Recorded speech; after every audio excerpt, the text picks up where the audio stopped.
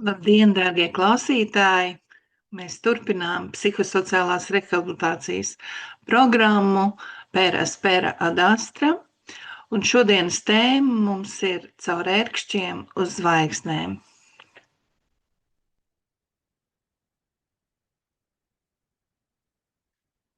Kāpēc cilvēks vispār piemeklē ciešanas? Pirmais jau, protams, par ko mums būtu jāaprunājās, lai mums ir vienāda izpratne, ko mēs saprotam ar vārdu, ar jēdzienu ciešanas. Ciešanas savā būtībā ir tad, kad cilvēks, teiksim, saskarās ar kādu nepatīkamu situāciju vai, vienalga, bēdām, un cilvēks to ļoti pārdzīvo. Ļoti lielu pārdzīvojumu mēs saucam par ciešanām.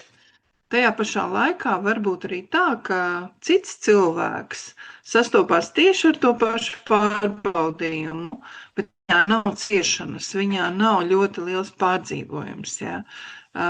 Tas, ko mēs esam centušies nodarbībās skaidrot, ka ļoti svarīgi mums ir izmainīt savu attieksmi pret dzīvi.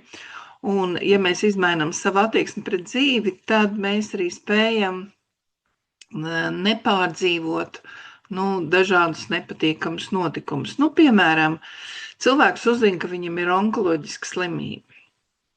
Viņam var būt viena attieksme, reakcija uz šo informāciju, ka viņš ļoti pārdzīvo to, tātad viņš cieš, bet viņam var būt arī cita reakcija, kādam citam, varbūt slimniekam, nekas, tad tas nozīmē, ka man ar sevi jāpastrādā, un viņš nemaz nepārdzīvo par to, ka viņš ir saslimis, un sāk darbu ar sevi, un sāk griežās pie mediķiem pēc palīdzības un tā tālāk.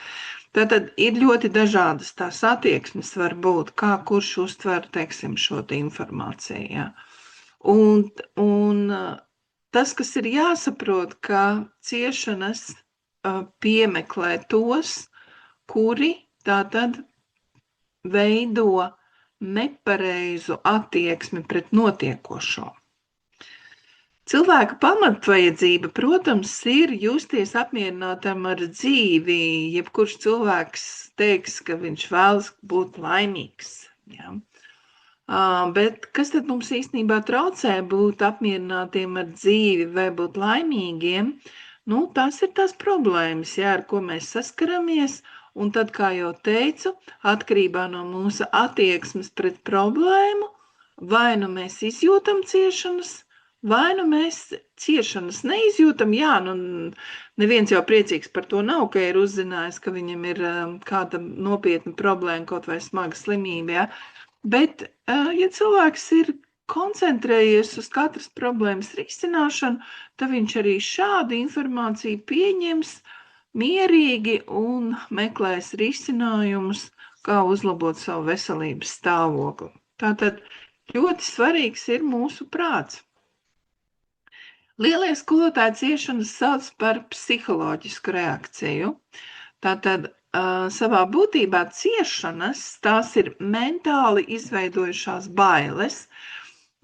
Ciešanas ir iztēles auglis. Vienam, teiksim, viens to problēmu uzbur kā, es salīdzinājumā simboliski teikšu, kā milzīgu ziloni, otrs paskatās uz to problēmu kā uz mušu.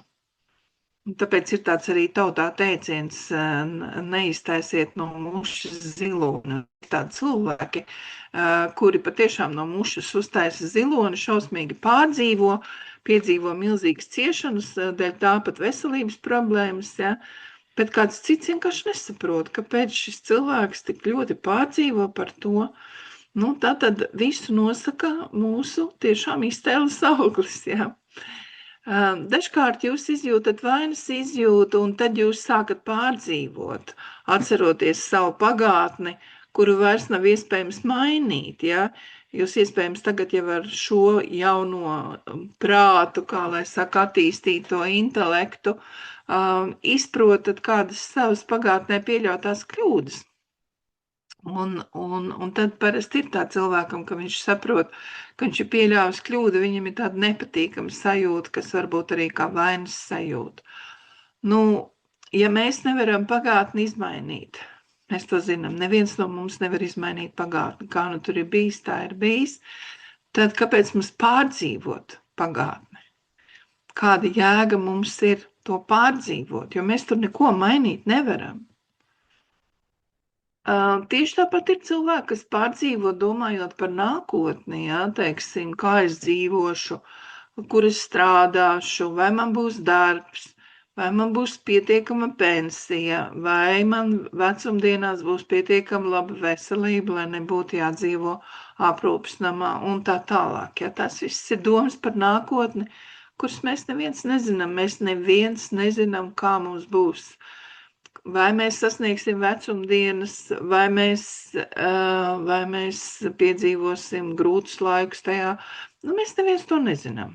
Ja? Mēs varam tik izteikt minējumus, bet priekš kam to darīt, ja mēs tāpat nezinām, kā būs.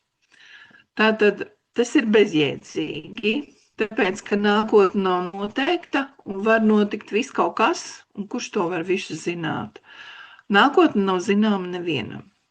Arī man ir bijusi pat tāda pieredze, ka viens no maniem lielajiem skolotājiem uzdrošinājās teikt saviem sekotājiem, kad viņš nomirs, ka viņš zinot, kad viņš nomirs, viņš minēja konkrētu vecumu, bet viņš reāli nomira agrāk, nekā viņš minēja. Ja? Tātad arī viņš, kam bija milzīgas spējas, kas patiešām varēja izdarīt tādus brīnumus, kādus citi nevar izdarīt, ja?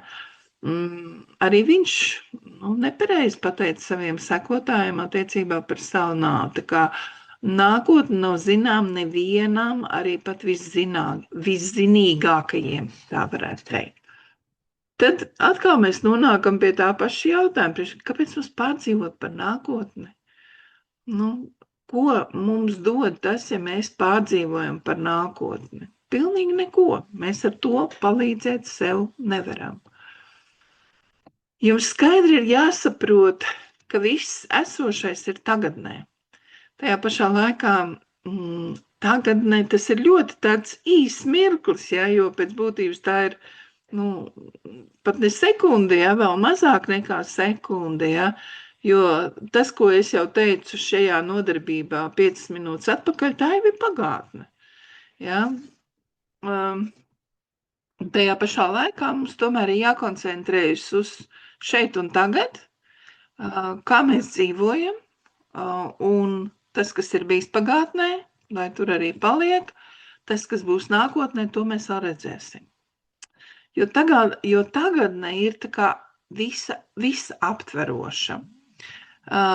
Tagadnē ir noslēgušies pagātnes rezultāti, un tā kā mums tagad iet katram, cēloņi ir meklējami pagātnē. Ja, tā kā attiecībā par nākotni varu teikt, savukārt nākotnē mums ies tā, kā mēs dzīvojam tagad, jo tagadne nosaka to, kā mums ies nākotnē. Un tāpēc lielie skolotāji māca pareizi dzīvojot tagadnē, jūs lieciet pamatu laimīgai nākotnē. Tā kā mēs pēc būtības varam patiešām ietekmēt savu likteni un ietekmēt pozitīvi savu likteni, bet lai mūsu liktenes nākotne būtu pozitīva, mums ir jāieliek pozitīvs pamats, ja tā varētu teikt, un jādzīvo pareizi tagadnē. Tad var pajautāt, kā var zināt, kā ir pareizi dzīvot tagadnē, ja? Protams, ka vieglāk ir dzīvot pareizi tiem cilvēkiem, kas pārzina dzīves likumus, kurus nav noteikusi Saeima, bet kurus ir noteicis augstākais saprāts, bet ļoti daudz cilvēku šos likumus nezina, un tāpēc tas, kas ir visiem cilvēkiem ir sirdsapziņa. Un ja cilvēks dzīvo, ievērojot savu sirdsapziņu, tad var teikt droši, ka viņš liek pareizus pamatus nākotnē. Patiesībā ciešanas rada mūsu domāšanu, kā jau es teicu, mūsu attieksmi pret dzīvi. Mēs varētu arī nepārdzīvot, ja pareizi uztvertu notiekošo. Un tur, kur vēl klāt nāk privāti īpašnieciski instinkti un mantrausība, tur ciešanas ir īpaši lielas. Piemēram, cilvēkam ir lielas ciešanas, ka, teiksim, viņa vecāki lielu mantojumu daļu nevis novēlē viņam, bet, teiksim, varbūt kādam vispār ārpus ģimenes loceklim, ja. Un tad viņiem ir ciešanas, kā mana manta, man taču pienācās, ja, vecākiem, es esmu vecāku bērns, un kā tad tā mana manta ir aizgājusi kaut kur citur, uz ārpus ģimenes, ja, un ja cilvēks ir ļoti vērsts uz mantu, uz to, kas man pieder, tad viņam būs pārdzīvojums, viņam būs ciešanas tādā gadījumā. Bet ja cilvēks nav vērsts uz mantu, tad viņš mierīgi pateiks, nu labi, ja jau reiz vecāki gribēja to mantu norakstīt citiem cilvēkiem, nu, tas bija viņu tiesības, un viņi to ir izdarījuši, un viss, ja. Un tad ciešanas nav, jo attieksme pret notiekošo ir pavisam cita. Ja jūs neesat mantkārīgs, tad jūs ne ar ko neesat saistīts un ciešanu nav, jo tās tiek izsauktas no sautības un privātīpašnieciskiem instinktiem es un mans. Kad ciešanas beidzās, tad atnāk laime. Savukārt ja laimes nav, tad tas nozīmē, ka cilvēkā ir ciešanas. Abi šie stāvokļi, laime un ciešanas, ir savstarpēji saistīti, un ja jūs dziļāk iepazīsiet nelaimju cēloni, jūs sapratīsiet, ka visu ciešanu cēlonis ir tieši zināšanu trūkums. Jo arī tas, ka ir jāveido pareiza attieksme pret notiekošo, tās ir zināšanas. To ir jāzina, kā pareizi veidot attieksmi pret notiekošo, lai nebūtu ciešanas, jābūt zināšanām. Ja. Nu, mēs sākām runāt par ciešanām, nu tad, kā jau es teicu, ciešanas un laime ir līdzās, nu mēģināsim parunāt, bet kas tad ir laime? Nu, skolotāji māca, ka bez grūtībām mēs nekad neiegūsim laimi. Jūs neiegūsiet laimi no laimes. Nevienas grūtības nebeidzas ar grūtībām. Ja visas grūtības beidzas tomēr ar kādu risinājumu. Bez bēdām jūs nekad neuzzināsiet prieka cenu. Piemēram, tie cilvēki, kas ļoti gaida, teiksim, kad beigsies kaut kas slikts. Nu, piemēram, kaut vai izveseļošanās no onkoloģiskas slimības, ja? Tad tajā brīdī, kad cilvēkam ārsti pasaka, tu esi vesels, tu esi uzvarējis šo slimību, cilvēkā ir milzīgs prieks. Bet, ja cilvēkā nebūtu bijušas šīs bēdas par to, ka viņš ir saslimis, viņš nekad neizjustu tik milzīgu prieku, kādu viņš izjūt tieši tajā kontrastā. Bija bēdas, un tagad ir prieks. Tātad prieks ir intervāls starp divām bēdām. Sāpes ir intervāls starp divām baudām. Gan labo, gan slikto ir radījis Dievs, lai jūs varētu atbrīvoties un iegūt šai mieru. Var šķist, ka visas pasaulīgās baudas nes laimi, bet patiesībā tās laimi atnes uz ļoti īsu brīdi. Jā, cilvēks kādu īsu brīdi patiešām viņam liekas, jā, viņš tagad izbauda šo laimi, bet tas ļoti ātri beidzās, jo pasaulīgās baudas ir nepastāvīgas. Vēlēšanās ir kā ugunskurs, kas iedegas stiprāk un prasa ar vienu jaunu kurināmo. Viena vēlēšanās, diemžēl, rada 10 jaunas vēlēšanās. Ar to jāsaprot, ka jūs varat apmierināt kādu savu vēlēšanos, bet jums vietā izaugs vēl 10 jaunas vēlēšanās un sanāk tā kā, ka mēs esam tādā kā aburtā lokā, ka mēs nevaram nekādīgi savas tās vēlēšanās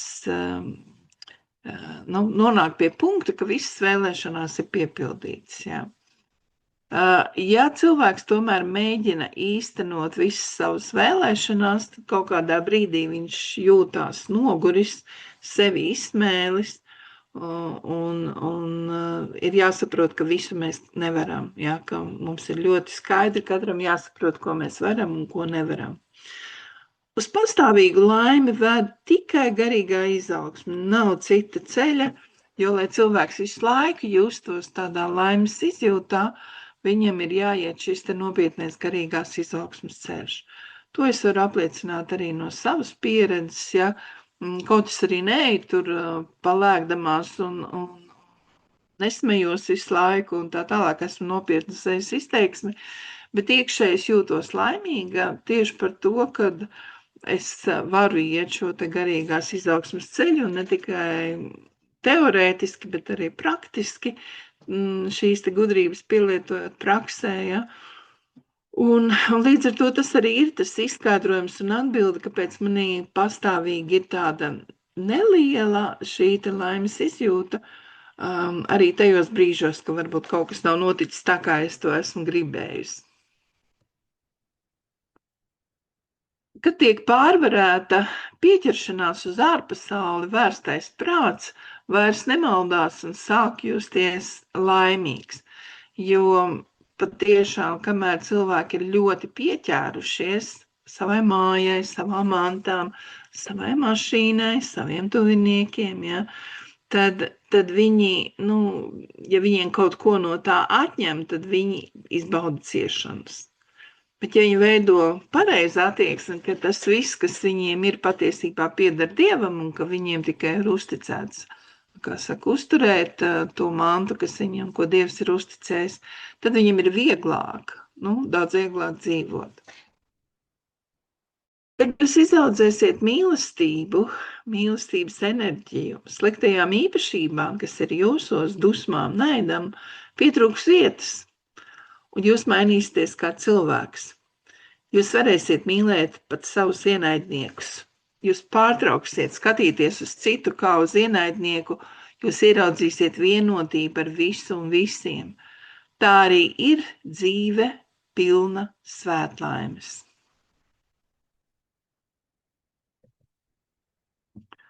Kādi ir laimes un nelaimīguma cēloņi? Varētu teikt, ka cilvēki tiek pakļauti 3 veida nelaimēm. Pirmā ir nelaimēm, kuras izsauc fiziskas un mentālas slimības. Ja? Tātad arī onkoloģiskie slimība pieder pie šīs pirmās kategorijas. Otrā nelaimēm, kuras izsauc citas dzīves būtnes, piemēram, čūska iekožu vai kāds cilvēks nodara pāri un līdz ar to nokļūst slimnīcā. Un trešā ir grupa nelaimēm, kuras izsauc pusdievi, radot ciklonus un to rezultātā plūdes, zemestrīces, ugunsgrēkus un citas dabas stihijas. Jā, šī trešā grupa, tas ir no ārpuses, ja mēs neviens nekad nezinām, kurā brīdī var kāds meteorīts nokrist un radīt milzīgus satricinājumus planētas Zeme, ja varbūt zemestrīce, varbūt ugunsgrēki, varbūt plūdi.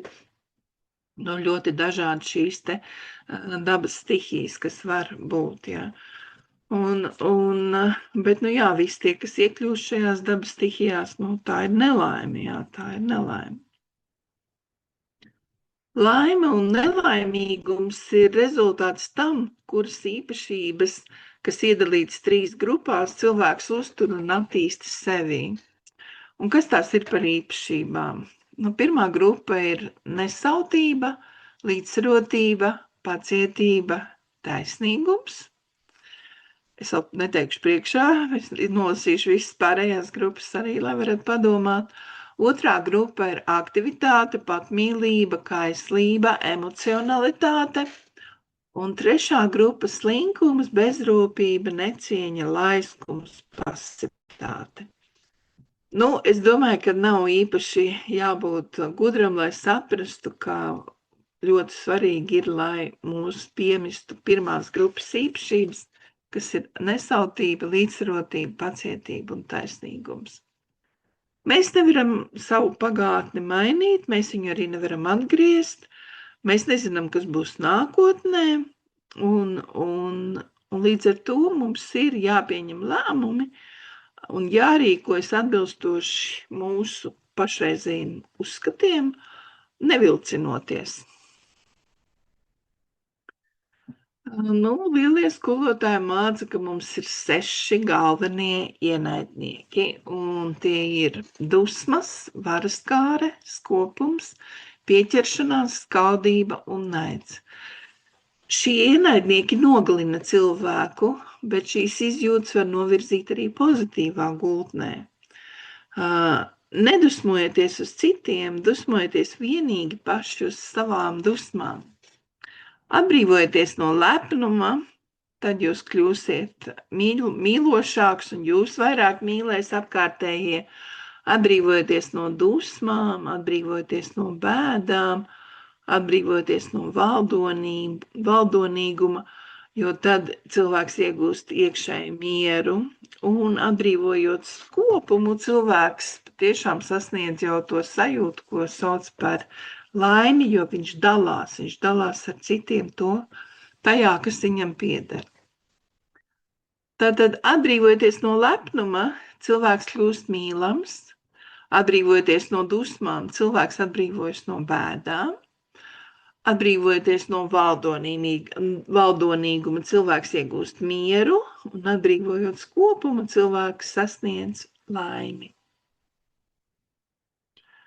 Mūsdienās uztraukuma cēlonis ir patiesībā ticības trūkums.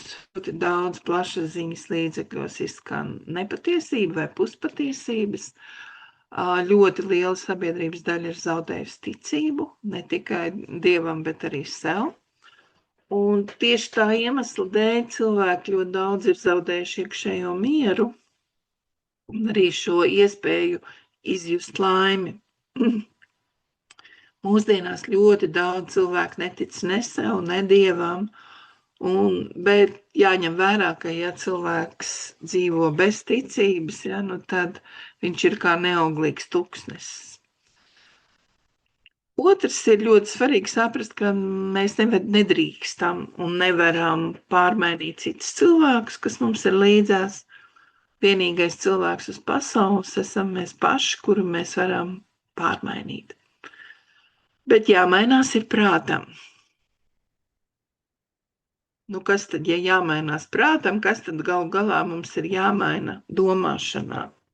To, ko jau iepriekš minēju, ļoti svarīgi ir atbrīvoties no dusmām, jo dusmas var iznīcināt visu jūsu dzīvi, un ja jūs ciešat no dusmām, jūs nevarēsiet sasniegt neko pastāvīgi. Dusmu dēļ cilvēks zaudē visu, kas viņu dzīvē kļūst, varētu teikt tā, dusmu dēļ visa cilvēka dzīve kļūst bezjēdzīga. Visas nelaimes pamatā rodās no dusmām, tāpēc ir ārkārtīgi svarīgi no dusmām atbrīvoties, bet to var izdarīt tikai tad, kad saprot neapgūtās mācības. Tāpat mums ir jāatbrīvojas no vēlmēm. Vēlmes rotas, prātams, liecoties uz salīdzināšanu.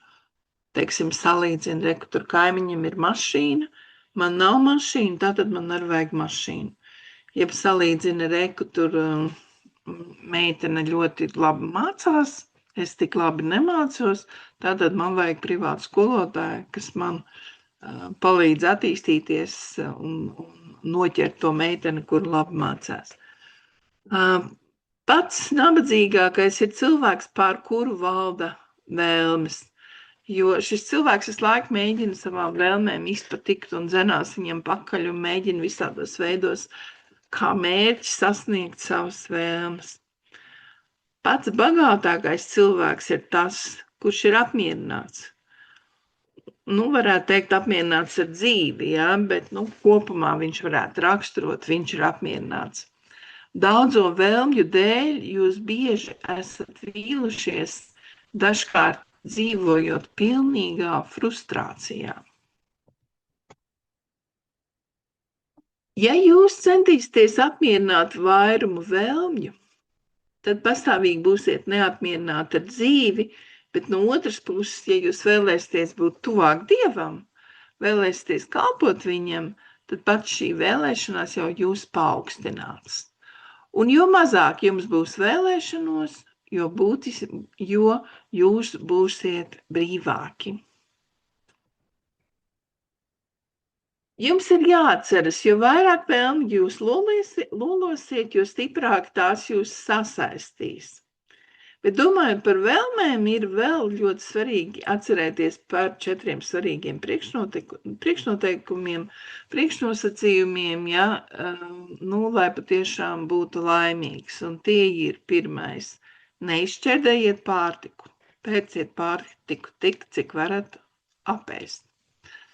Neizšķērdējiet naudu, tērējiet naudu tur, kur ieguldītā nauda dos kādu labumu.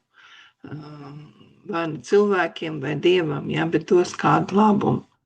Neizšķērdējiet enerģiju, ja, mums katram ir Dievs devis psihisko enerģiju, uz kuras mēs balstāmies, lai būtu veseli un lai varētu arī dalīties ar zināšanām ar jums un tā tālāk.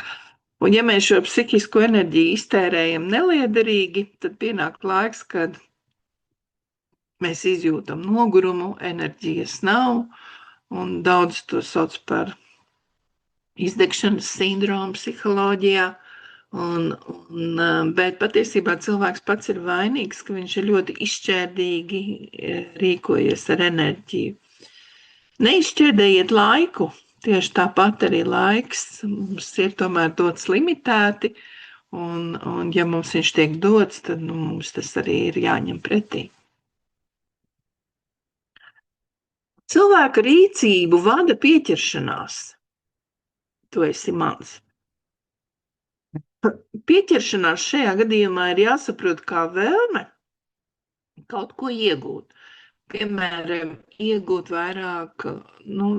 augstāku amatu hierarhijā, lai varētu vairāk nopelnīt. Iegūt vīru, kurš vēl negrib precēties un tā tālāk. Jums patiesībā ir jāpieķeras tikai Dievam, nevis ārējai pasaulē, jo šī pasaule ir pārējoša. Tas, kas šodien ir, nākotnē nebūs. Bet Dievs ir šodien, bija pagātnē un būs arī nākotnē. Es reiz salīdzinoši nesen runāju ar vienu savu priekšnieci, un tieši mēs runājam par to, ka dažādās mācībās dažādi tiek skaidroti kaut kādi vai nu termini vai vispār pēc būtības kāda tēma. Un tad es teicu viņai, ka es esmu sapratusi, ka man ir pašai jādomā līdzi, bet ļoti jau gribētos, būtu jau ļoti brīnišķīgi, ka būtu kāds cilvēks, kas visu pasaka tikai pareizi, un tad mēs sekojam tam, kas ir pateicis, kā ir pareizi. Bet tad, ja tā būtu, tad mēs paši neattīstītos, jo mēs visu laiku tikai paļautos uz to cilvēku, kurš pasaka, kā ir pareizi, un tas nav saskaņā ar cilvēces evolūcijas plānu. Bet citiem vārdiem sakot, ļoti svarīgi, lai mēs būtu pieķērušies Dievam vai augstākam saprātam, vienalga, kā jūs to saucat, arī tie cilvēki, kas varbūt netic Dievam, tomēr, lai viņi būtu pieķērušies kaut kam augstākam. Un tā pašā laikā mums ir jāatsakās no pieķeršanās un izmantojiet spēju atšķirt mūžīgo no pārējošā, atbrīvojiet savu prātu no pasaules sajūtām. Tā kā, lai atšķirtu mūžīgo no pārējošā, to var tādā ziņā, ka vienkārši padomāt, vai tas, ko es esmu radījis, vai tas būs cilvēkiem vajadzīgs arī pēc 100 gadiem, arī pēc 200 gadiem, ja. Visas lietas, viss, kas pārdzīvo šo te laiku, tiek uzskatīts, ka tās patiešām ir dāvanas no Dieva. Mēs runājam par ciešanām, mēs runājam par laimi, bet tagad tad ir jāsaprot, kas tad ir labi un kas tad ir slikti. Kā jau teicu, labais un sliktais, prieks un skumjas šķiet kā pretstati, bet patiesībā ir vienas medaļas divas puses. Jā, tātad no vienas puses ir prieks, medaļai, no otras puses ir skumjas medaļai. Ja? Tikai ar laiku jūs varat izprast, kas uzskatāms par sliktu un kas par labu. Dievs visu pasauli ir radījis jums par prieku, bet pasaules izmantošanas laiku rodas gan sliktais, gan labais.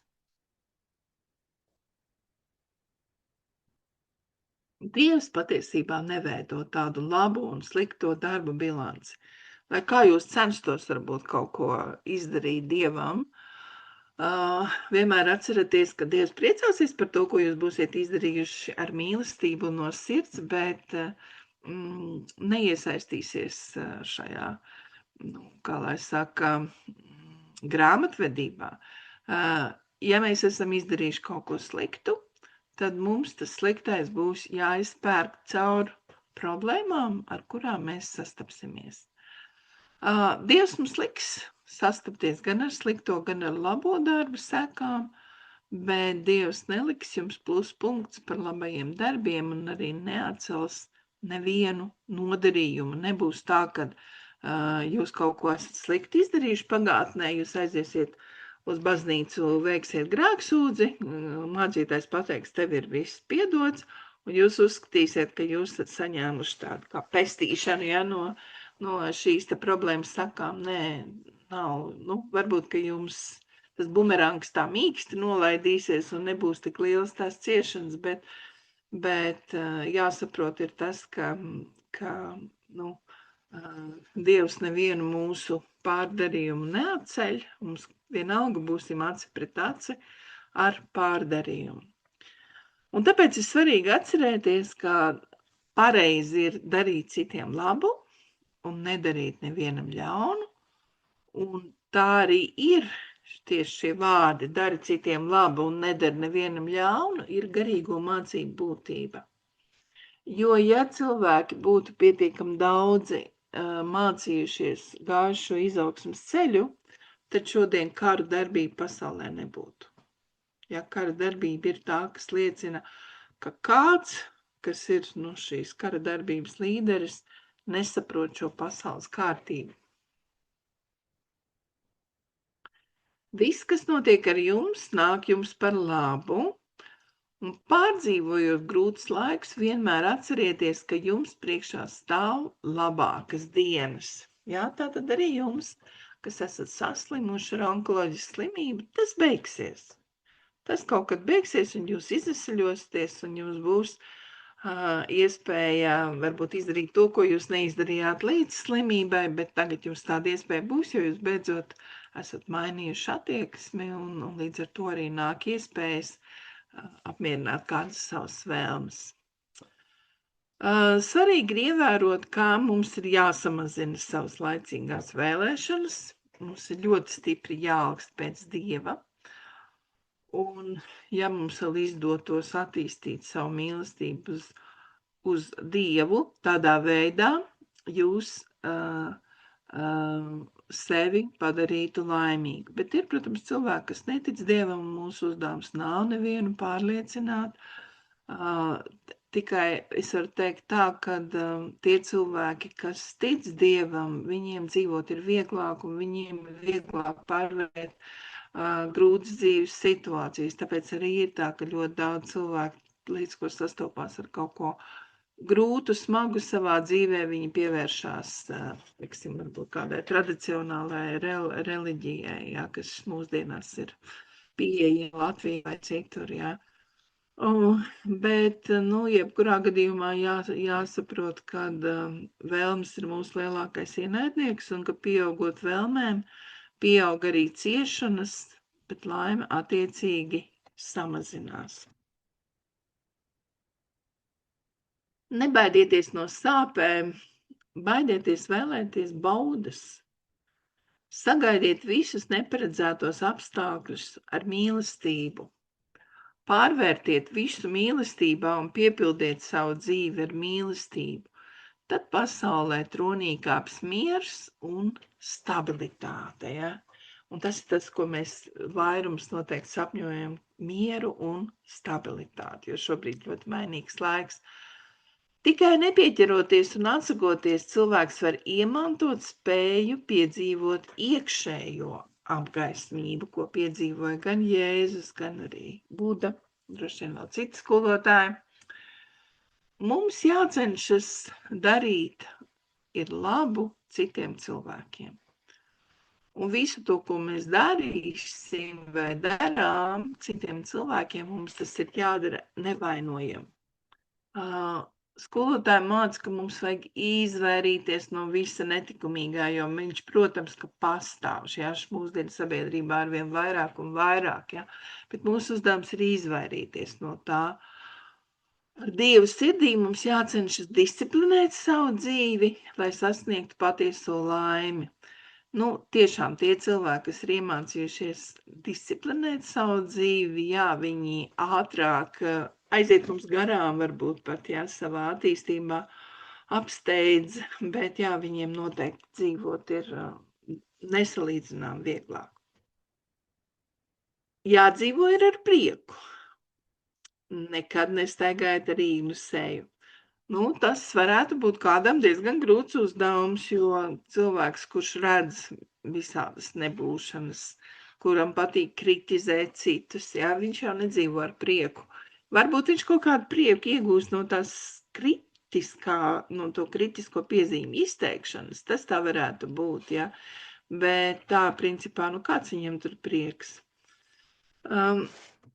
Neuztraucieties, kad jūsu dzīvē ienāk bēdas un grūtības, jo gan bēdas, gan grūtības ir līdzīgas peldošiem mākoņiem.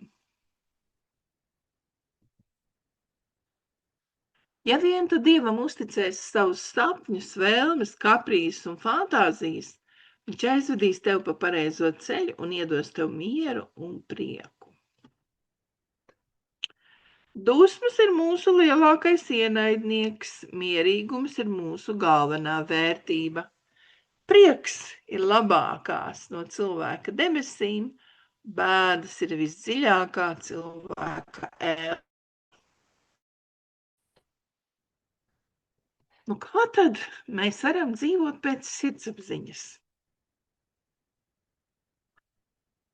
Pirmkārt ir jāatcerās tas, ka nav tā, ka visi cilvēki var apgalvot, ka viņi dzird savu sirdsapziņu. Noteikti būs cilvēki, kas teiks, ka viņi nedzird vairāk savu sirdsapziņu, un tā tas arī ir. Un tad ir svarīgi viņu atmodināt, ja, un to var daudz efektīvāk izdarīt baznīcā vai svētnīcā, vienalga, ja. Skolotāji māca, sirds ir altāris, tur mājo Dievs. Sirdsapziņa ir balss, ko sadzirdam no Dieva. Sirdsapziņa ir Dieva daļiņas balss cilvēkā, un labi, ja viņš to sadzird. Vai vienmēr mēs dzirdam savu sirds balsi? Un es domāju, ka te noteikti jūs atbildētu, ka, nē, kaut kad mums izdodās, bet kaut kad mums pavisam neizdodas. Kad mēs rīkojamies pretrunā savai sirdsapziņai, mēs iekšēji jūtamies slikti. Kad mēs rīkojamies saskaņā ar savu sirdsapziņu, mēs esam mierīgi, guļam mierīgi, strādājam mierīgi, nebaidāmies no nākotnes. Un kad mēs sadzirdam savu sirds balsi, kas arī ir Dieva balss mūsos, mums var būt grūti to klausīt. Jo ļoti bieži tieši sirds balss ir pretrunā ar mūsu domām, un tad mēs it kā ar to savu prātu attīstīto nospiežam to sirds balsi, pasakot, nē, tas nevar būt. Piemēram, es sirds balsi sadzirdēju, tas varēja būt kāds 2003. gads vai 2005. gads, tā apmēram. Un es sadzirdēju, jā, ka man ir jāizveido netradicionāla skola, bet man nebija tajā laikā vispār nekāda interese par skolu veidošanu, man nebija zināšanas, kā to izdarīt, teiksim, lai būtu tiešām labi un tā tālāk. Un es tad domāju, cik dīvaini, kāpēc mana sirdsbalss pateica, ka man ir jāizveido netradicionāla skola. Bet tomēr tas bija ļoti labs grūdienis, jo es tad sāku interesēties par to, kas ir netradicionāla skola, un mūsdienās patiešām man izdevās nodibināt gan Sokrāta tautskolu, kur tiek sniegtas šīs te garīgās gudrības domātājiem, un man izdevās arī attīstīt sirdsapziņas skolu kopā ar dombiedriem. Bet par sirdsapziņas skolu es pavisam noteikti varu teikt, ka man agrāk es pat iedomāties nevarēju, ka es kaut ko tādu darīšu, līdz ar to ir taisnība, ka tajā brīdī, kad tu dzirdi to sirds balsi, ka tev ir tas jādara, tu nedrīkst tam pretoties, jā. Par to mēs jau esam drusciņi runājuši citās nodarbībās, kā jau teicu, šajā nodarbībā daudz, ko varbūt arī atkārtos. Prāta balss runā skaļi, analītiski, gari, skatās no materiālā izdevīguma puses. Kas man būtu materiāli izdevīgi? Un prāta teiktais var pozitīvi arī ietekmēt materiālo labklājību, ka cilvēks klausot savam prātam, patiešām attīsta varbūt veiksmīgu biznesu un viņš ir materiāli labi situēts. Prāta balss teiktais var arī radīt steigu, nemieru, vainas izjūtu, bailes un dusmas, jā. Tas laikam ir mans gadījums, jā, kad arī neskatoties uz to, ka man bija tā laime dzirdēt savu sirds balsi, tik un tā es vairāk ieraudzīju savas kļūdas. Un tad, protams, atmodās gan vainas izjūta, gan dusmas, ka tā ir noticis, bet tu neko izmainīt nevar. Tāpēc svarīgi ir vienmēr atcerēties, kā skolotāji māca, ka prāts ir traks pērtiķis, ko nepieciešams savaldīt.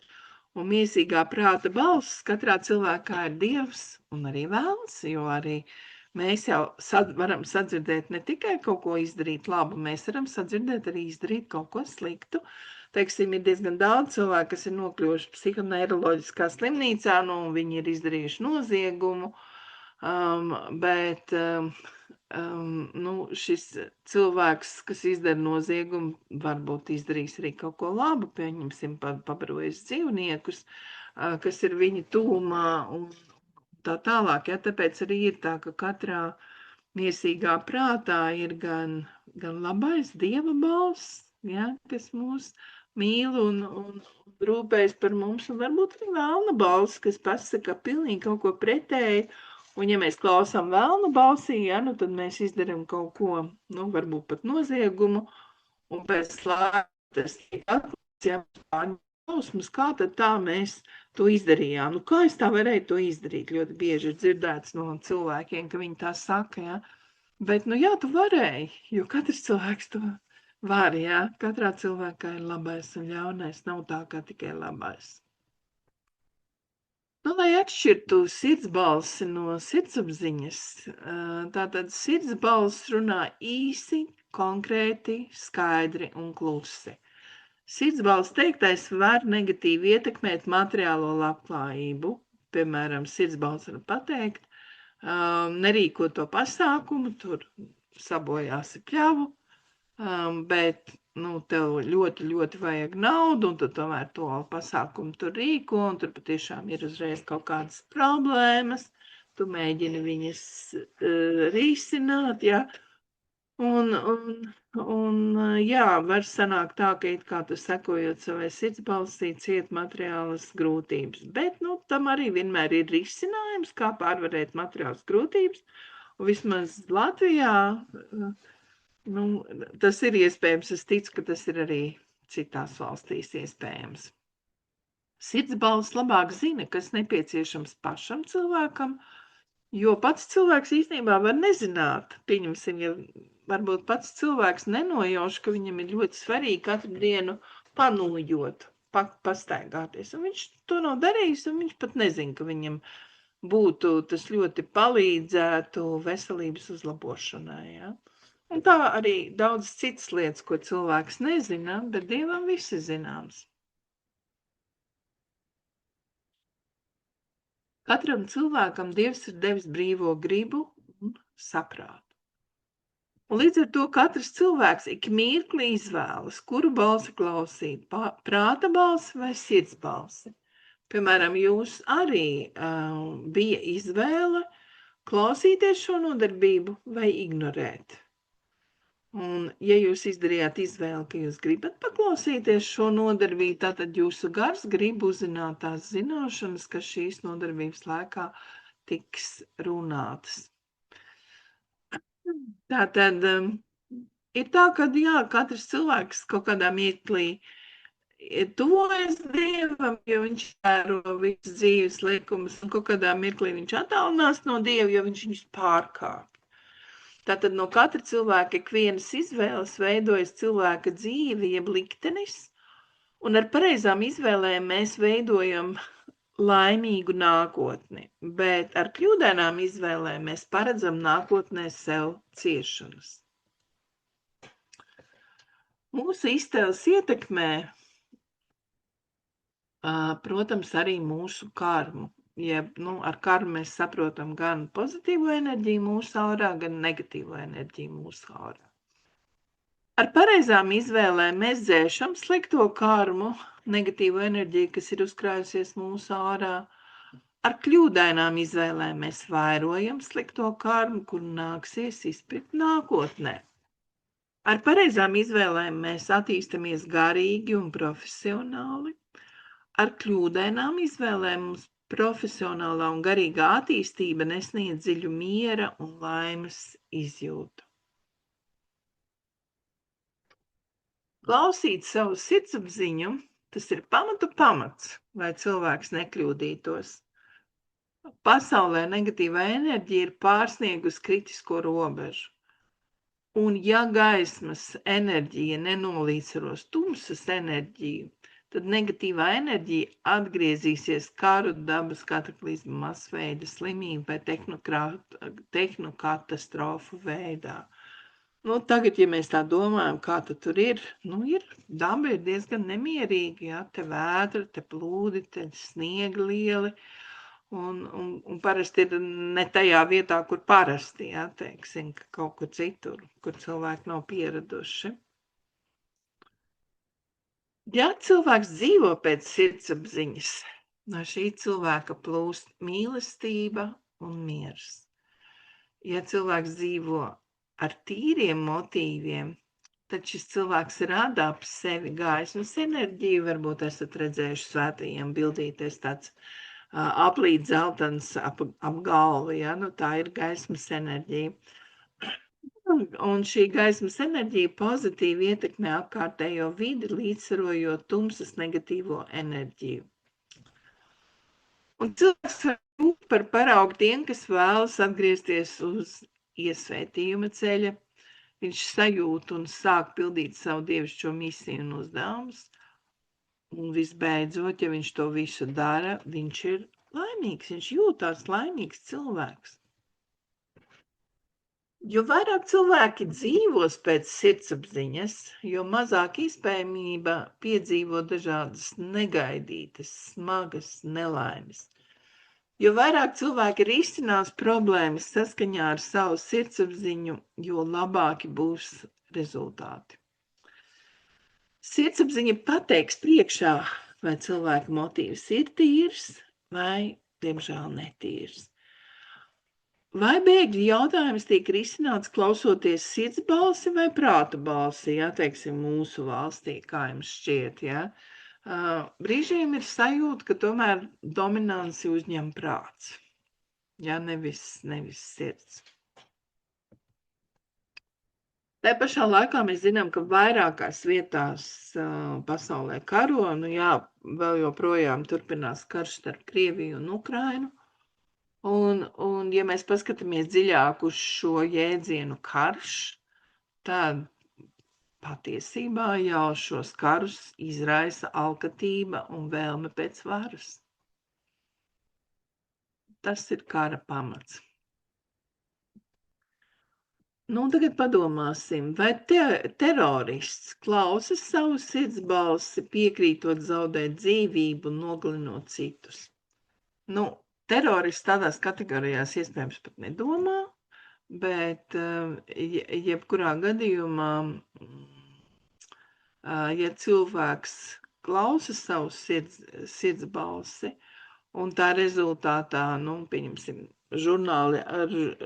sirdsbalss saka, ka žurnālistam jābrauc ir uz fronti un jāfiksē viss tas, kas tur ir, un jānodod sabiedrībai patiesa informācija, kad vienkārši saprot, ka kaut kā tas informatīvais karš ir pārvērties par nepatiesību, kurš izdomās labāku nepatiesību, jā, apmēram tā. Un, protams, atbilde ir tā, ka, ja terorists nogalina citus, tas nozīmē, ka viņš neklausās ne savā sirdsbalsī, ne savu brāļa sirdsbalsī. Viņš varbūt klausa līderi, kas viņam pasaka, ka tev ir jābūt tur un jāuzspridzinās, un tad tu nokļūsi pie Allaha. Ja? Un tad viņš tik ļoti grib pie Allaha, ka viņš ir gatavs uzspridzināt arī citus cilvēkus un sevi. Šie cilvēki, protams, neapzinās savas rīcības sekas, un viņi vienkārši tikai tic sava līdera solījumiem. Te ir tas, ko mūsu valstī bieži par to runā, kad nav pietiekams kritiskais prāts, lai varētu tā objektīvi izvērtēt to situāciju. Kā tad atšķirt astrālas būtnes balsi no eņģeļa balsi, jo, diemžēl, ir tā, ka tie cilvēki, kas dzird balsis, viņi var sadzirdēt gan astrāļa balsi, gan arī arī dieva balsi viņi var sadzirdēt, jā. Tā kā nav tā teikts, ka viņi tikai astrālu balsi var sadzirdēt. Bet, lai atšķirtu, tad pats svarīgākais ir saprast, ka eņģelis nekad neieteiks pārkāpt dievišķos likumus. Viņš nekad to neieteiks. Savukārt astrālā būtne izskaidros, gari un plaši izskaidros, kāpēc šajā gadījumā drīkst pārkāpt dievišķos likumus. Un cilvēks domās, kā, reku man tikko Dievs izskaidroja, jā, ļoti loģisks skaidrojums, un viņš arī atsāk, šo te dzīves likumu pārkāpšanu. Tie cilvēki, kas dzīvo pēc sirdsapziņas, sapratīs, kas ar viņu ir runājis, vai tas tiešām ir bijis eņģelis vai astrāla būtne, bet tad tas rādītājs, skatieties, kā tā būtne uzvedās. Vai nav tā, ka šī būtne patiešām nemaz nav eņģelis, bet ir tikai uzdevusies par eņģeli, astrāla būtne. Cilvēks, kas dzird un klausa prāta balsi, var iekrist astrālas būtnes tīklos. Kā var atšķirt, kad ar tevi ir uzrunājis Sātans un kad Dievs, jo abi var uzrunāt? Tātad, ja jūs ir uzrunājis Dievs, tad jūsos mīlestības izjūta nesautīgums, tas pieaug daudz lielāks. Bet, ja jūs ir uzrunājis Sātans, tad jūsos esošās bailes būs tās, kas ļoti būs nobijušās, ja? Un tāpēc arī Sātans vairo baiļu un alkatības izjūtas. Cilvēks, kas dzīvo pēc sirdsapziņas, sasniedzot augstu apziņas līmeni, var sadzirdēt arī Dieva balsi, bet tie ir ļoti reti gadījumi, tāpēc tas attiecās tikai uz cilvēkiem ar augstu apziņas līmeni. Cilvēks, kura motīvs ir sautīgs, var sadzirdēt tikai Sātana balsi, kurš arī prot runāt skaisti un pareizi, tikai jautājums ar kādu mērķi.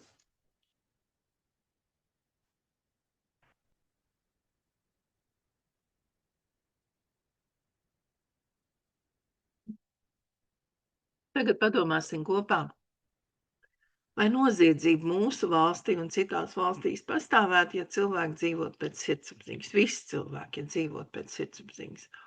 Un, ziniet, es varu tiešām teikt pavisam droši, tāda noziedzība, kādu mēs pazīstam, tāda nepastāvētu. Protams, ka katrs cilvēks mēdz pieļaut kļūdas, bet tās ir tādas kļūdas, par kurām neliek cietumā. Un tāpatās, vai kukuļu došana un kukuļu ņemšana pastāvētu mūsu valstī, ja cilvēki dzīvot pēc sirdsapziņas? Arī nepastāvētu, jo gan kukuļu devējs, gan kukuļu ņēmējs, ja viņš iet sāk iet garīgās izaugsmes ceļu, viņš saprot, ka viņš dara nepareizi, un tad viņš meklē, atbilstoši savai atjautībai, meklē risinājumus, kas viņu varētu, kā pateikt šiem kukuļu devējiem, kad, tomēr darījums nenotiks. Vēl padomājiet, kāda būtu mūsu valsts labklājība, ja visi dzīvotu pēc sirdsapziņas. Ja visi dzīvotu pēc sirdsapziņas, mēs būtu bagātākā valsts pasaulē, mēs būtu harmoniskākā un mierīgākā un skaistākā un tā tālāk. Ja, tā būtu. Un arī labklājības ziņā nebūtu nekādu problēmu, bet tā ir utopija, ka visi dzīvos pēc sirdsapziņas. Labi, ja izdodās panākt no sabiedrības 10%, kas ir gatavi dzīvot pēc sirdsapziņas, bet tas ir labi, jā. Es pieļauju, ka procents ir mazāks. Ļoti svarīgi katru reizi, ko darāt, atgādināt sev, ka es izpildu darbu tik labi, cik varu un protu, un es cenšos nepārkāpt likumus, esmu uzticams savam darba devējam, bet, ja darba devējs liek man pārkāpt likumus, tad jautājums, kādas ir iespējas, ja tomēr vadītāji nepaklausīt, un tomēr, lai kāda ir situācija, izvēles mums ir vienmēr. Jo viena no izvēlēm, ka cilvēks var likt arī padomāt savam vadītājam par pieļauto kļūdu un iespējamām kļūdas sekām. Lai dzīvotu pēc sirdsapziņas, ir jābūt patiesam, domās, vārdos, un rīcībai ir jāsakrīt ar domām un vārdiem. Tātad to, ko es domāju, to es arī runāju, to, ko es runāju, to es arī daru. Un tad jautājums atkal, vai strādājot pēc sirdsapziņas, es varu kādam nodarīt ļaunu? Vai strādājot pēc sirdsapziņas, es varu negatīvi ietekmēt organizācijas rezultātus? Es esmu uzticams un mīlošs partneris, tēvs vai māte. Es cenšos visas problēmas risināt, ieklausoties savā sirds balsī. Es cenšos nevienu nesāpināt, bet, ja tas tā ir sanācis, tad to nožēloju un ar piedošanu atbrīvoju problēmu. Es cenšos ievērot dzīves likumus ikdienas situācijās, ikdienas dzīvē.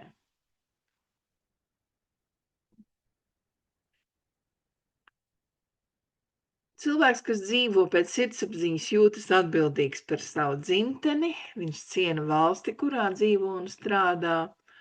Viņš cilvēks vērtē līdzvērtīgus, neuzskatot kādu par augstāku vai zemāku, otrādi, un viņš palīdz tiem, kam klājas grūtāk nekā man.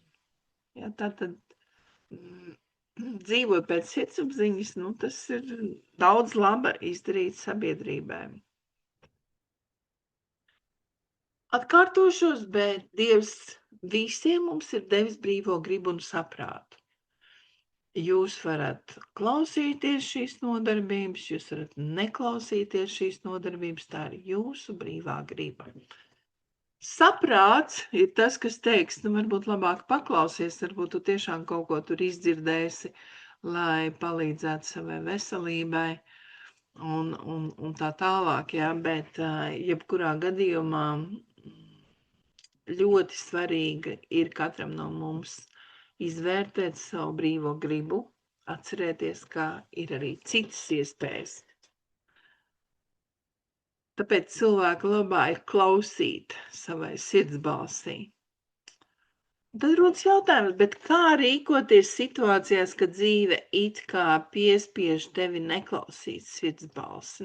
Varbūt tādas situācijas dzīvē, kad dzīve piespiež neklausīt sirds balsi. Un te ir tas moments, ka īstenībā neviens mūs nevar piespiest ticēt Dievam vai iet pie Dieva. Neviens mūs to nevar piespiest, un tieši tāpat arī otrādi. Neviens mūs nevar piespiest neticēt un tā tālāk, ja? Kā tad mēs savu sirdsapziņu varam attīstīt? Arī tā ir jāattīsta. Nenotiek tā, ka sirdsapziņa pati pa sevi pēkšņi attīstās. Tātad, lai attīstītu sirdsapziņu, mums ir jāizvēlas garīgās attīstības ceļš, apzināts, ko mēs izvēlamies, jo ceļi ir dažādi. Teiksim, es neesmu nevienā reliģiskā konfesijā, bet es esmu izraudzījusies tiešām tādu ceļu, kur es jūtu, ka patiešām šie augstākie spēki eksistē, un arī saņemu uzreiz kādu bumeranga sitienu tajos brīžos, kad pieļauju kļūdu. Ļoti svarīgi ir dievišķo dzīves likumu izzināšana un praktizēšana. Savu neapgūto mācību apzināšanās un izpratne. Savu kļūdu nožēlošana, ko sauc par grēksūdzi, bet var vienkārši nožēlot grēkus. Pazemība un mīlestība saskarē ar negatīvo. Sava satrauktā prāta nomierināšana garīgās praksēs. Ja mēs esam attīstījuši savu sirdsapziņu, mēs varam arī iegūt harmoniju dvēselē. Bet, lai iegūtu un attīstītu šo te harmoniju dvēselē, kas tad mums ir jādara? Vispirms mums ir jāatcerās ļoti svarīga patiesība, ka visu konfliktu, domstarpību un naida pamatcēlonis ir savstarpējas sapratnes trūkums. Es godīgi atzīšu, ka es nesaprotu, kāpēc Krievija uzbruka Ukrainai, un es neesmu pārliecināta, ka visi ukraiņi saprot, kāpēc tas notika. Ja?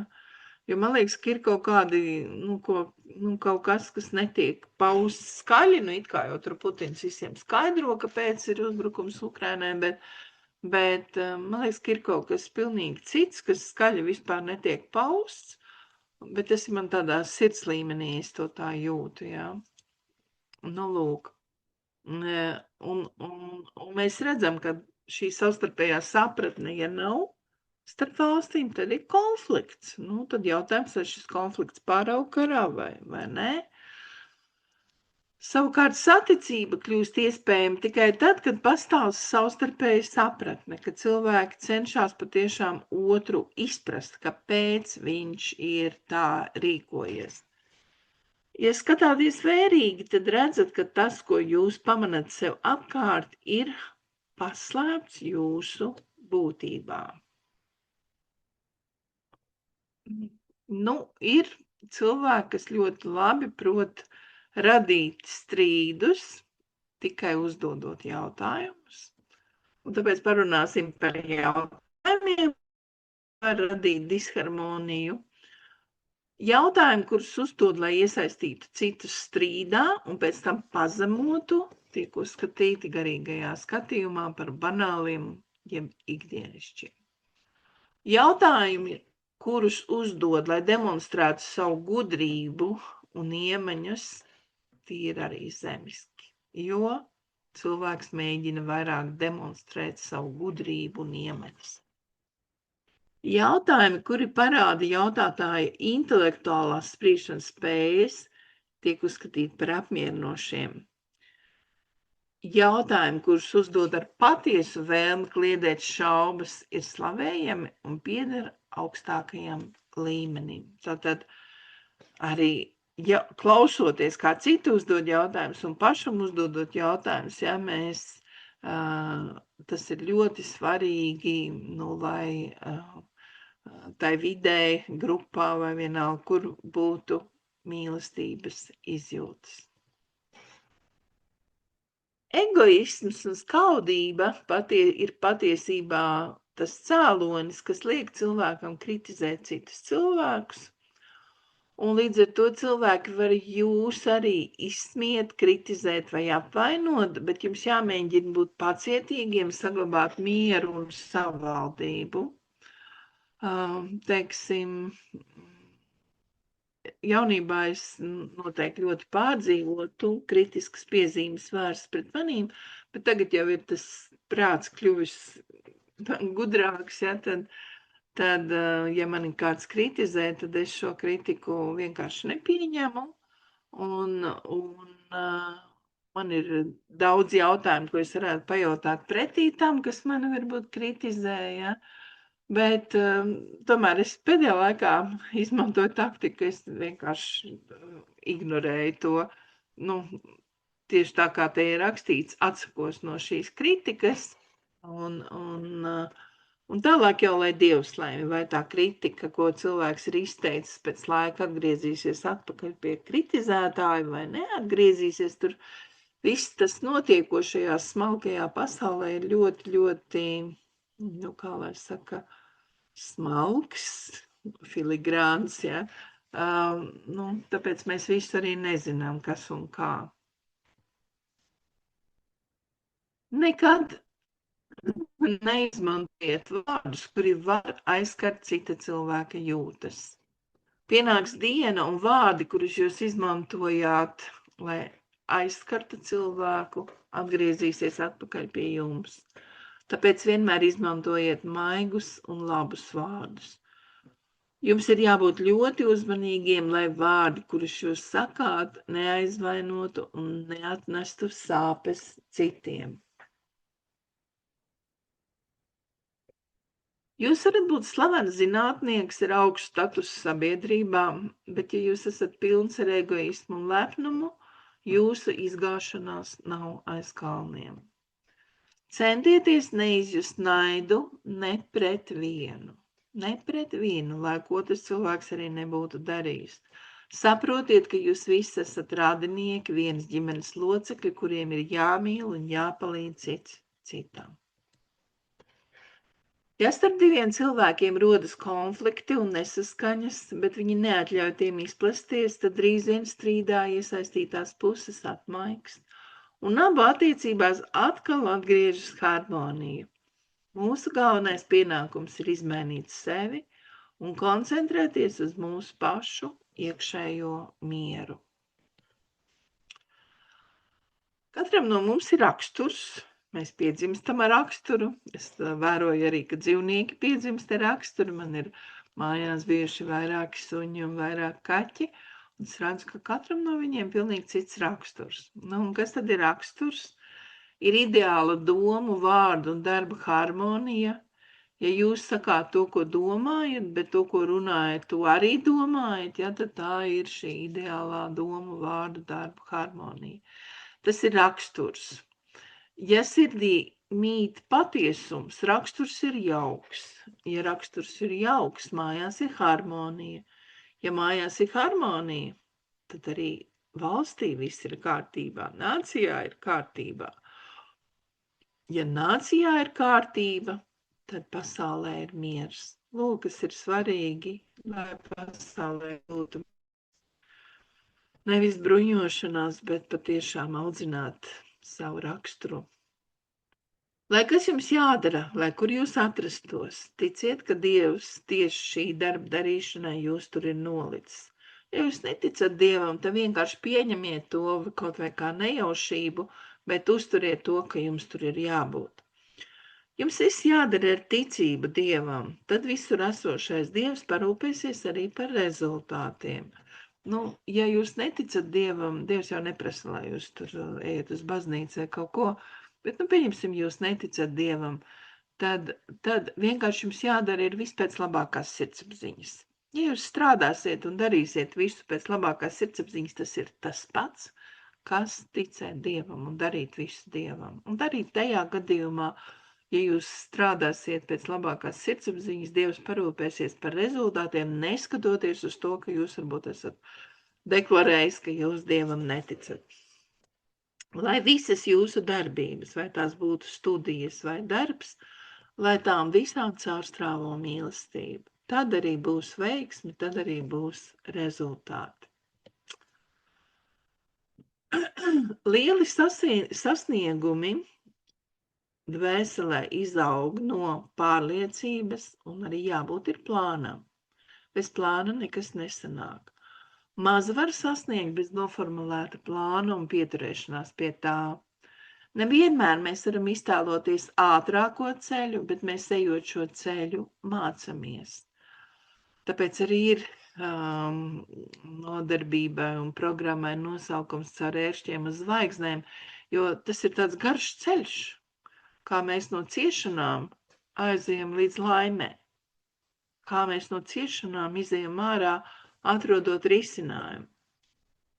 Progress bez dažādām kļūdām nav piedzīvots, tāpēc kļūdīties mēs kļūdīsimies, nebūs tā, ka vienmēr viss būs pareizi, bet tas arī ir vajadzīgs, jo mēs no kļūdām mācamies. Grūtības, tieši tas, ka mums rodas ceļā dažādas grūtības, tas mums palīdz attīstīt spēku un izturību. Ar laiku un pieredzi mēs mērķi sasniedzam. Ja mums ir pārliecība par savām spējām un ticība Dievam, mēs varam paveikt īstenībā ikvienu darbu.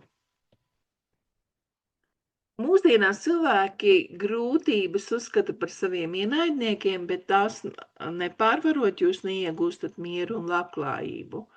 Jūs esat savas pieķeršanās vergi, kura rodas no vēlmēm. Atcerieties, ko mēs runājam, ka no vēlmēm jātiek vaļā. Jūs esat tās sev piekaluši. Atbrīvošanās no vēlmēm ir tikai un vienīgi jūsu rokās. Vara, bagātība, izglītība, intelekts ir tikai vājuma pazīmes, bet ne spēks. Īsts spēks ir raksturā. Ja? Tāpēc arī dažkārt cilvēks, kuriem ir ļoti stingrs raksturs, stingra griba, sauc par grūta rakstura cilvēkiem. Ja? Bet tieši tādēļ šie cilvēki arī spēja daudz ko sasniegt un pārvarēt. Tiecieties pilnveidot savu raksturu, sekojiet saviem vārdiem, vārdiem jābūt piepildītiem ar patiesību. Sekojiet saviem darbiem, darbiem jābūt saskaņā ar Dievu un ar jūsu vārdiem un domām. Sekojiet savām domām, domām jābūt mierīgām, brīvām no satraukumiem un tīrām. Sekojiet savam raksturam, jūsu raksturam jābūt ideālam visas dzīves garumā. Tas ir iespējams, ja jūsos ir tīra mīlestība. Ja mūsos vēl nav šīs tīrā mīlestība, tad mums vispirms ir jātīsta tīrā mīlestība, tad tas būs iespējams. Tas cilvēks, kurš ir apzinājies savu personisko dabu, ir izglītots šī vārda patiesajā nozīmē. Nepakļaujieties ķermenim vai prātam, bet sekojiet savai sirdsapziņas balsī. Cilvēkam ķermenis ir dots, lai viņš nodarbotos ar sevis izzināšanu. Ķermenis sastāv no 5 elementiem. Agrāk vai vēlāk tam ir lemts pazust, bet tajā mītošajam garam nav ne dzimšanas, ne nāves, jo atceramies, ka gars dzīvo no dzīves uz dzīvi. Jā, viņš nenomirs, nepiedzimst, jā, viņš vienkārši maina atrašanās vietas. Pieķeršanās ķermenim, savas dievišķās būtības nezināšana ir pārliecības par sevi un visu vājumu izpausmju cēlonis. Ļoti daudz cilvēku mūsdienās sēž pie spoguļa un kaut ko dara, lai izskatītos labāk. Taisa plastiskās operācijas un visādas citas manipulācijas ar savu izskati, ar savu ķermeni. Un, jā, viņi izskatās varbūt ļoti labi, varbūt citi netik labi, bet tas nav būtiski. Būtiski ir tas, ka viņi ļoti daudz laika tam visam patērē, ļoti daudz resursu, tas arī ir ļoti dārgi, ja, un tas nav pareizi. Ja cilvēks paļaujas uz naudu, īpašumu, varu, bet nepaļaujas pats uz sevi, tāda situācija ļoti daudziem cilvēkiem, ka viņi paļausies uz sakrāto naudu, bet nepaļausies paši uz sevi, ka viņi arī varēs bez naudas atrisināt kaut ko. Vienmēr atceraties, ka nekas dišs bagātībā nav radīts, viss dižais ir radies nabadzībā. Kaut arī ķermenis ir mirstīgs, doma ir nemirstīga. Spēks, kas tiek radīts ar domu viļņiem, apņem visu pasauli. Viss šīs domas vibrācijas ir prieku un bēda cēlonis, veselības un slimību cēlonis, sajūsmas un nelaimīguma cēlonis, piedzimšanas un nāves cēlonis. Mūsu liktenis ir iepriekš noteikts ar mūsu domām, kādas tas bija pagātnē. Bez kontrolas pār jūtām un bez kontrolas pār prātu mūsu domām mēs neesam spējīgi ieiet Dieva mājoklī. Kontrolē savus vārdus, rīcību, domas, raksturu un sirdi. Prāts ir uzticīgs Dievam, bet tas ir pilns ar vēlmēm, kuras ir sajūtu orgānu verdzenes. Teiksim, es arī zinu cilvēku, kurš patiešām, es uzskatu, ir ļoti patiesi ticīgs Dievam, iet regulāri uz baznīcu un tā tālāk, bet ir pilns ar vēlmēm, un līdz ar to viņam ir grūtības īstenot šos te, kaut vai mūzes noteiktos baušļus, jo šīs vēlmes ir tās, kas patiesībā nīcina ārā šī cilvēka dzīvi, un ne tikai viņa. Prāts ir uzticīgs Dievam, kā jau es teicu iepriekš, un tieši tādēļ, ka tas ir pilns ar vēlmēm, tas prāts kļūst par sajūtu orgānu verdzenēm. Ja? Nedrīkst ļaut, lai prātu savaldzina vara, bagātība un ķermeņa apjūsmošana. Mūsdienās ļoti izplatīti ir tieši ķermeņa apjūsmošana un vēlmi iegūt bagātību. Varu varbūt negrib tik daudz, ir atsevišķi cilvēki, kas grib varu iegūt, ja nebūtu tik daudz, bet ļoti daudz grib iegūt bagātību, ļoti daudz grib apjūsmot savu ķermeni. Prāts ir jāpiepilda ar dievišķām domām, lai tas kļūtu vienots ar Dievu, bet, kā jau es teicu, tiem, kas netic Dievam, tad prāts ir jāpiepilda vienkārši ar gaišām domām, lai būtu patīkama sajūta. Lai kas dzīvē notiktu, jums jāuzskata, viss notiek uz labu. Vienalga, lai cik slikti kaut kas nenotika, ir jāpieņem, viss notiek uz labu. Jums ir skaidri jāsaprot, ka viss, kas notiek, rezultātā nāks jums par labu, to sauc arī par pozitīvo domāšanu. Bet es varu tiešām apliecināt no savas dzīves pieredzes, kura tagad, gadu skaita ziņā nemaz nav tik maza, tik pietiekami jau ilga. Patiešām viss tas, ko es dzīvē esmu uzskatījis, ka tas bija ļoti slikti.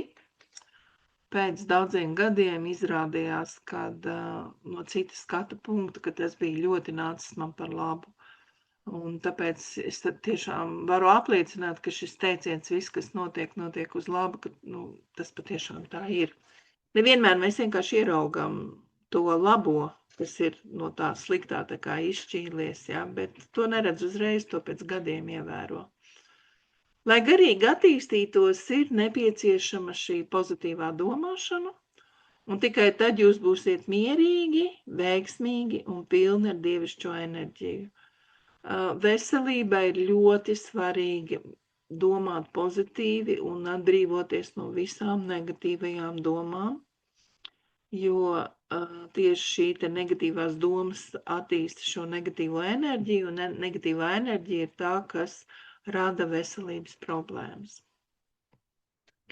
Vairumam slimību ir psiholoģisks pamats, bet labas veselības noslēpums ir tāds, ka pastāvīgi jāsaglabā skaidrs gara stāvoklis, nepadodoties nemierīgām un sliktām domām. Teiksim, pašlaik Latvijā, kad tiek ierakstīta šī nodarbība, plosās gripa, un mani ģimenes locekļi arī bija saslimuši ar gripu, bet es sev tā kā pateicu, ka nē, es nevaru, man ir tik daudz darba, ka es nevaru atļauties slimot. Es nesaslimu, un es domāju, ka tas bija tieši tāpēc, kad es tā kā neļāvu arī sev saslimt, manas domas, es nebiju arī satraukusies par to, ka man tie ģimenes locekļi saslimuši, protams, bija satraukusies par viņu veselību, bet nu viss ir kārtībā un tā, bet jā, tas bija interesanti, ka tā infekcija noteikti man bija riņķī un apkārt, bet tomēr tā dievišķā enerģija, ja to sauc par psihisko enerģiju, kas mani pasargāja, ja, no šīs slimības. Ja jūs sevī glabāsiet mīlestību, slimība jums pat tuvumā nepienāks. Jā, nu es nevaru, protams, apliecināt to, ka manī ir tikai un vienīgi mīlestība un diemžēl esmu šad tad pieķuru sevi, kā saka, grēkojot, kā arī manī ir dusmas, kas ir negatīvā enerģija bet tas nu tiešām, kā es kaut ko slikti sāku domāt, tā es uzreiz jūtu, ka man vai nu tur galva sāk rēpt vai nu kaut kā pašsajūta uzreiz mainās uz slikto pusi. Un tad es uzreiz sev atgādinu, Elvita, tu šobrīd domā negatīvas domas. Pārstāj viņas domāt, viņas kaitē tavai veselībai, domā pozitīvas domas. Tātad slimība rodas iekšienē no sliktajām cilvēciskajām īpašībām, kas cilvēkam piemīt. Fiziskā, psihiskā un garīgā veselība katram cilvēkam tiek noārdīta sliktu īpašību, sliktu jūtu un domu dēļ. Ja? Tā kā patiešām ar šīm negatīvajām īpašībām, jūtām un domām, ja mēs patiešām savu veselību paši sagandējam. Un vissmagākā slimība ir iekšējā miera zudums. Ja, ja prāts ir mierīgs, tad ķermenis ir vesels. Nu, ja mēs skatāmies globāli pasauli, patiesībā visa pasaule ir slima, paša cilvēka saindēta, bet ne viss ir zaudēts. Atcerieties, viss, kas notiek uz labu. Atmošanās diena pienāks un aizvedīs uz jaunu laikmetu. Kas mums ir jāņem vērā, lai mēs uzlabotu savu pašsajūtu? Runājiet maz, runājiet tikai tad, kad tas ir nepieciešams. Runājiet tikai ar tiem, ar kuriem jums ir jārunā. Nekliedzieet, nepaceliet balsi dusmās vai uztraukumā.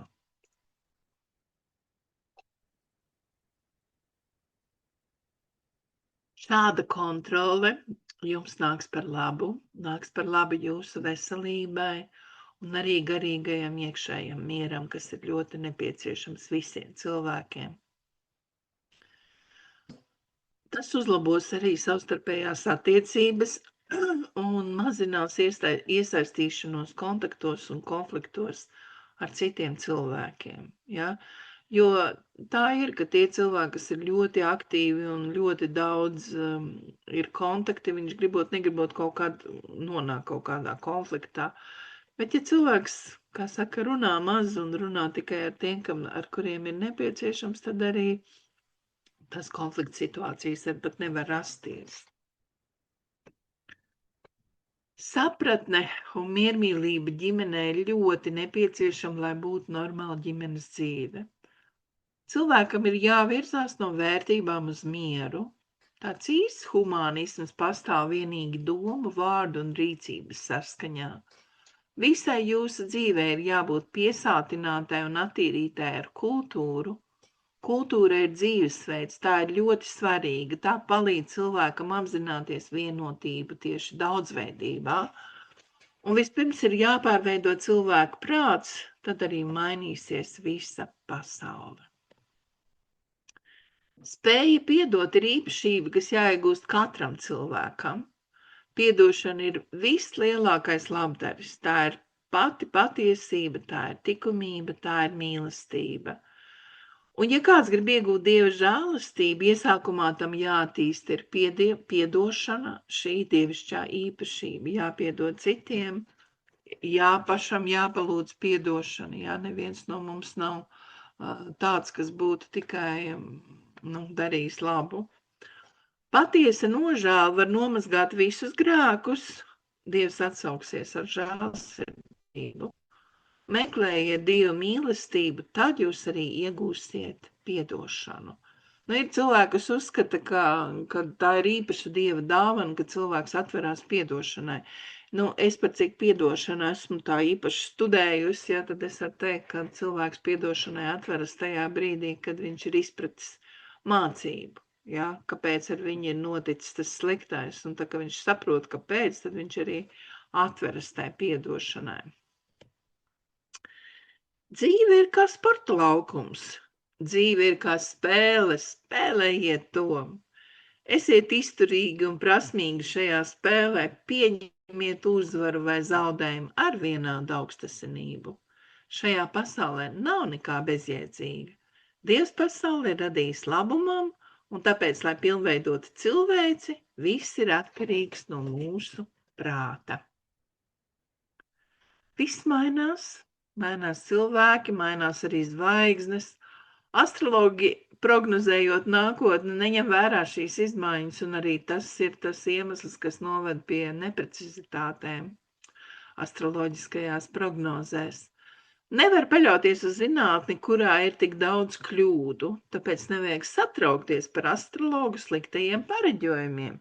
Pieņemsim, ja kāds tagad pareģo, ka tūlīt, es esmu dzirdējusi nevis par 26. bet par 27. gadu, ka tad tur sākšoties karš un Krievija uzbrukšot Baltijai un tā tālāk, ja.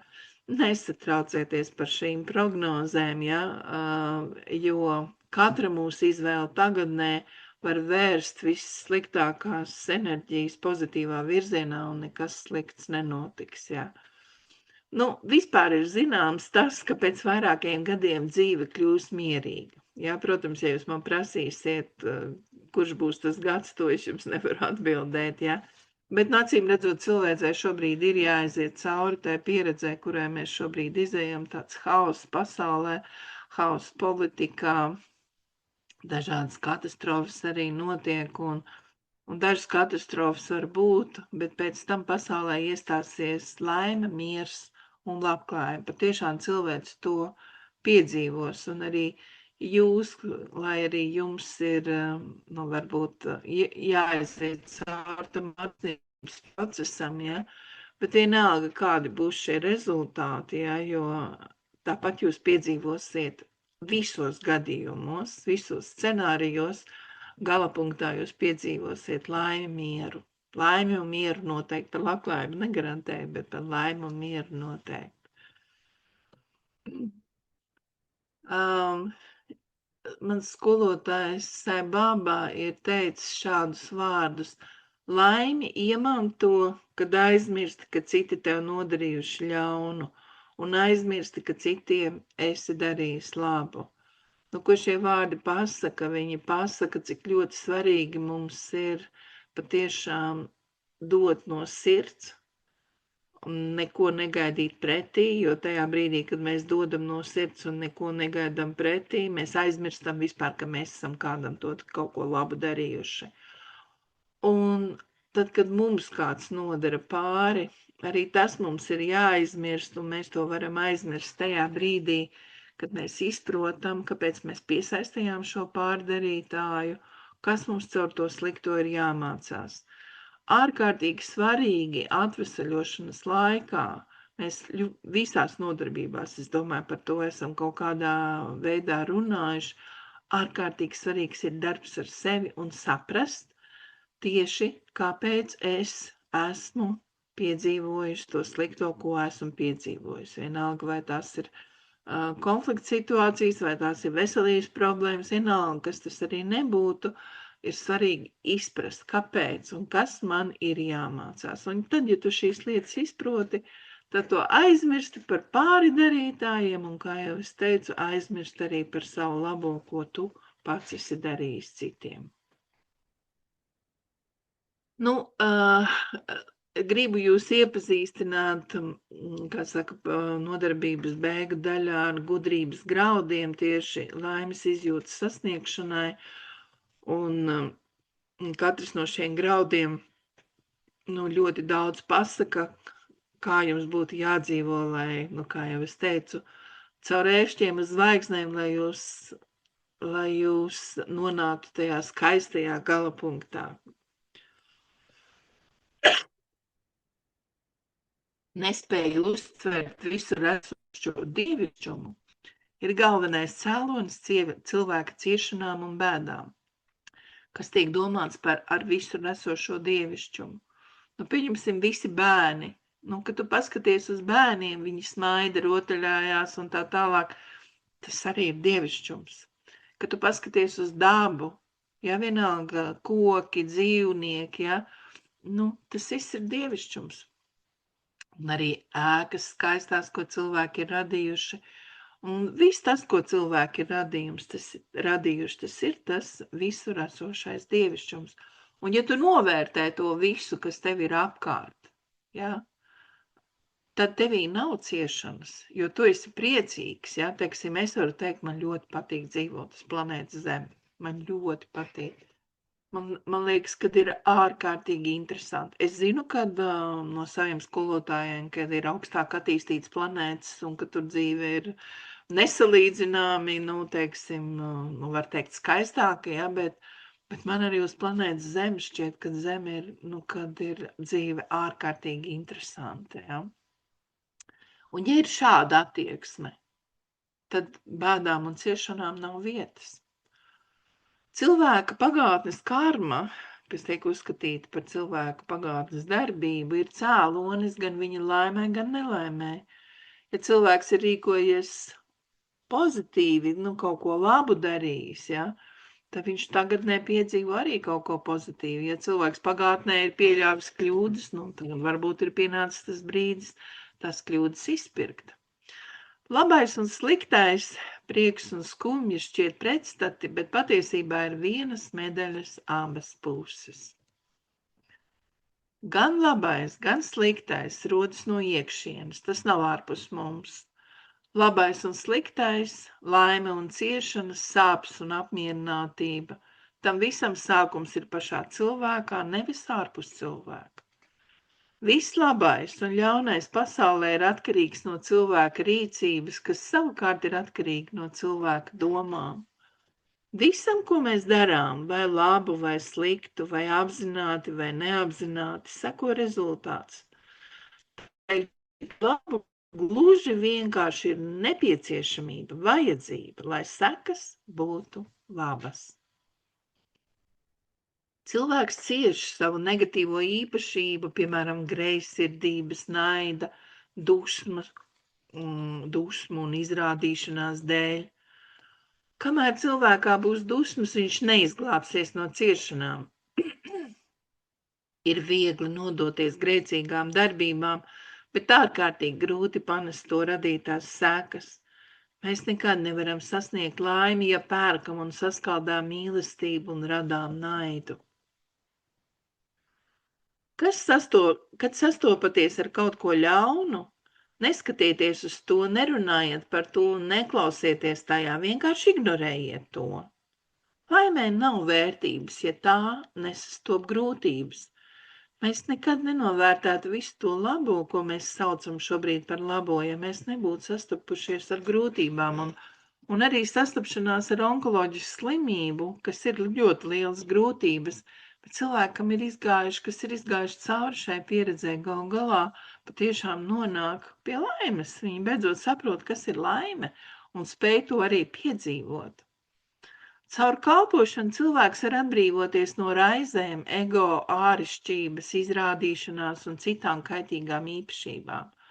Bet ar kalpošanu mēs saprotam nevis to, ko ievēlētie tautas deputāti saka, ka viņi kalpo tautai, bet īstenībā kalpo savam, nu, es nerunāju par visiem, bet atsevišķos gadījumos ir, kas kalpo savam materiālajam labumam, ja, tad nu, tā nav īstā kalpošana. Īstā kalpošana ar šiem vārdiem tiek saprots, ka tu pilnībā sevi atdod, lai palīdzētu sabiedrībai, cilvēcei, ko sauc arī pa visiem kopumā palīdzētu kaut kam augstākam, ja.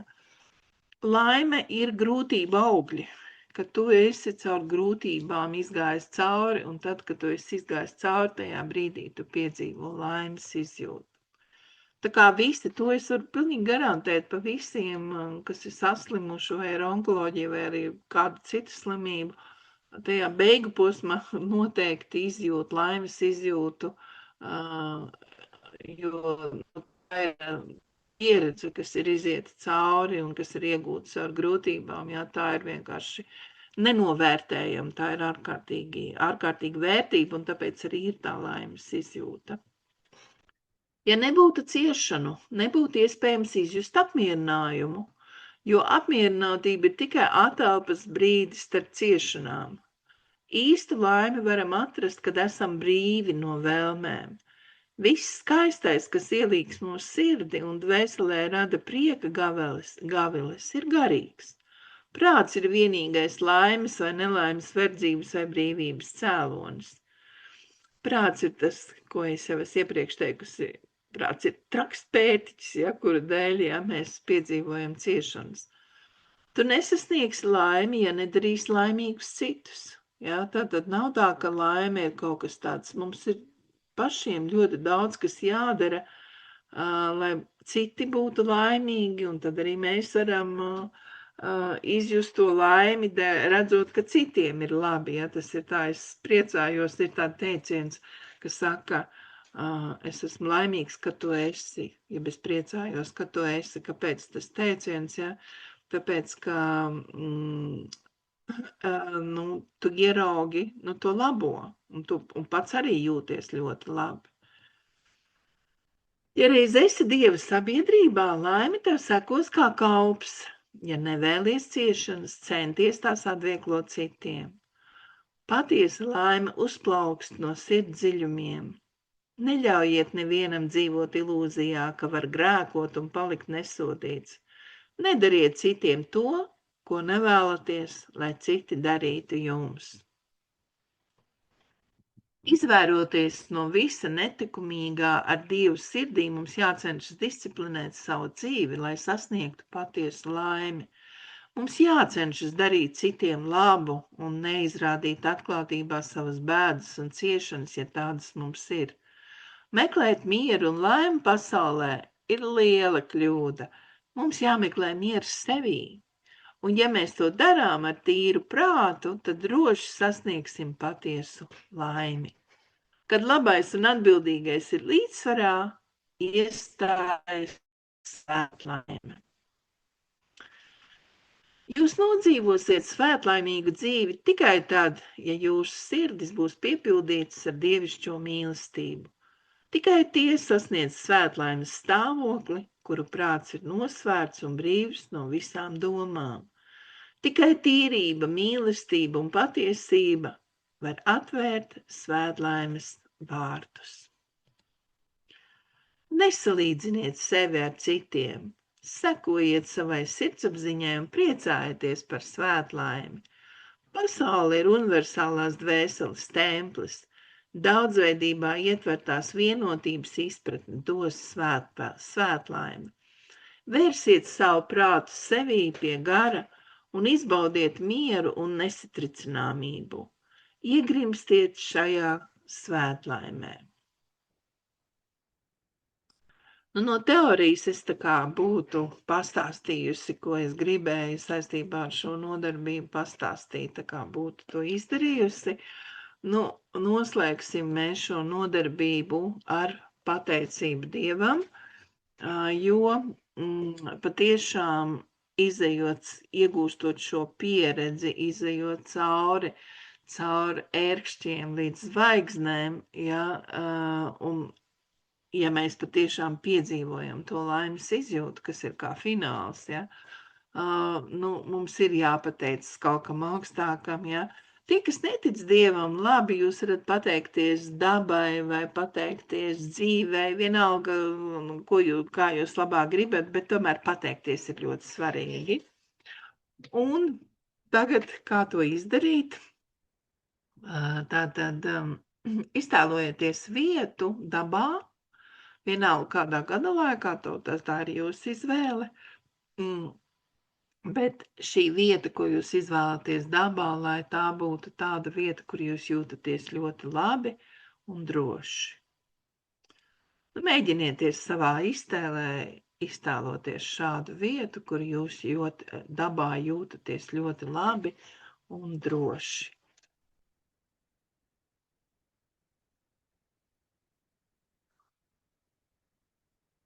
Nu, un tad atrodiet šajā vietā, vai nu jūs apsēžaties, nu, lai jums būtu ērti. Jūs varat, protams, arī stāvēt, jūs varat uz ceļiem atrasties, vienalga. Tā kā jūs to jūtat, tā arī dariet. Un sāciet sarunu ar Dievu. Un sarunu sāciet ar to, ka izsakiet Dievam pateicību par visu, gan labo, gan slikto, ko esat piedzīvojuši.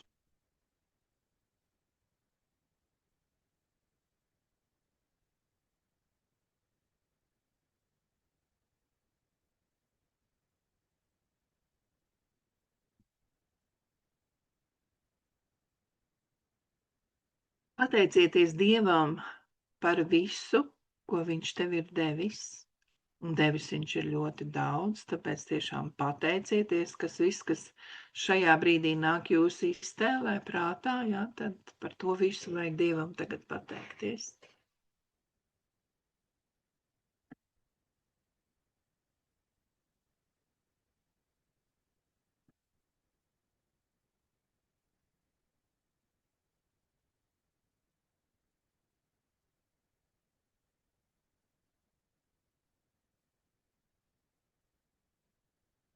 Stāsti Dievam, ko esi sapratis un ko vēl varbūt neesi sapratis.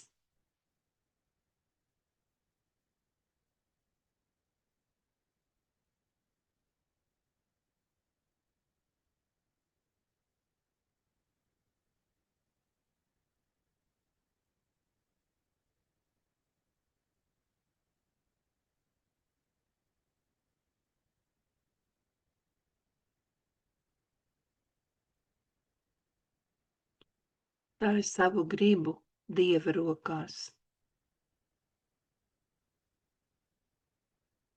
Lai viņš izlemj, kas no tavas gribas piepildīsies, kas nē.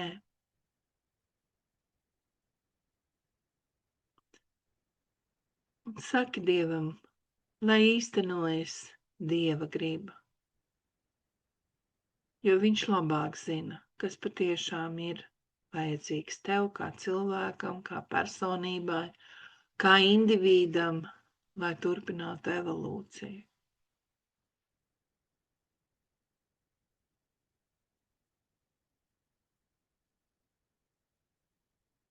Es gribu teikt paldies par uzmanību, jo es patiešām apsveicu jūs, ja jūs esat noklausījušies visas 24 nodarbības un piedalījušies arī praktiskajās nodarbībās un individuālajās nodarbībās, jo es patiešām ticu tam, ka visi tie, kas tam izies cauri, viņi patiešām iepazīs šo sajūtu, ko sauc par laimes sajūtu, svētlaimes sajūtu.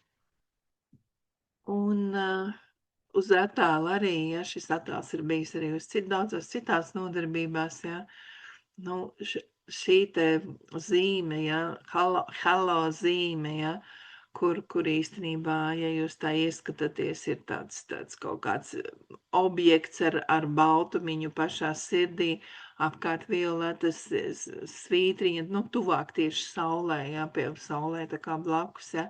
Es vienmēr esmu sev uzdevusi, kas tas ir, jā, jo video es redzēju, ka tas objektiņš kustās, jā, un viņš kustējās gan pietuvojoties saulē tuvāk, gan attālinoties un tā tālāk. Bet priekš manis, jā, šis te halo simbols, jā, kas ir arī mūsu dvēseles miers simbols, jā, viņš arī simbolizē patiešām, kā jūs redzat zīmējumā, halo dvēseles miers logo, kā putns lido uz sauli, uz gaismu. Tad tieši tā es arī gribētu teikt par jums, par onkoloģiskajiem slimniekiem, jeb cilvēkiem, kam ir citas kaut kādas smagas veselības problēmas, ka jūs arī esat kā putns, kas lido uz gaismu, un es jums tiešām novēlu, lai šis lidojums jums ir vērtīgs, varbūt arī grūts brīžiem, bet atcerieties, ka fināls būs laimīgs, jūs piedzīvosiet svētlaimi. Vēlreiz paldies par uzmanību un tiksimies citās nodarbībās.